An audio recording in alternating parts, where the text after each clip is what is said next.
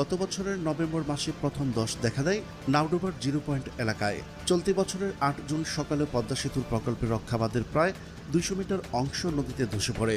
আজকের বাঁধ ধসে সবচেয়ে বেশি ঝুঁকিতে পড়েছে পদ্মা সেতু প্রকল্প এলাকার আলমখারকান্দি, মঙ্গলমাঝির ঘাট, উকিলউদ্দিন মুন্সিকান্দি এবং অসীমউদ্দিন মুন্সিকান্দি গ্রাম। আমার বাড়ি ঘর গাঙ্গে ভাঙ্গা নিয়ে গেছে গা, কিছু ধরে নিতে না, ঘর দুয়ার সব কিছু গাঙ্গে গেছে গা। দেন কই থাকবো, কই যাবে, কোনো ঠিক ঠিকানা নাই কে।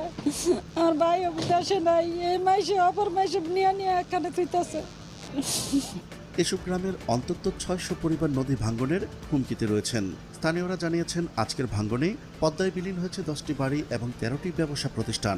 একে একে দোকানপাট ও ঘরবাড়ি নদীতে পড়তে থাকায় এলাকায় আতঙ্কের সৃষ্টি হয়েছে। আতঙ্কে অন্তত 30টি বাড়ি ও 20টিরও বেশি দোকানপাট অন্যত্র সরিয়ে নিয়েছেন স্থানীয়রা। আমরা পদ্মার পাড়ের মানুষ, পদ্মা নিয়ে আমাদের খেলা। পদ্মায় সর্বনাশা, পদ্মায়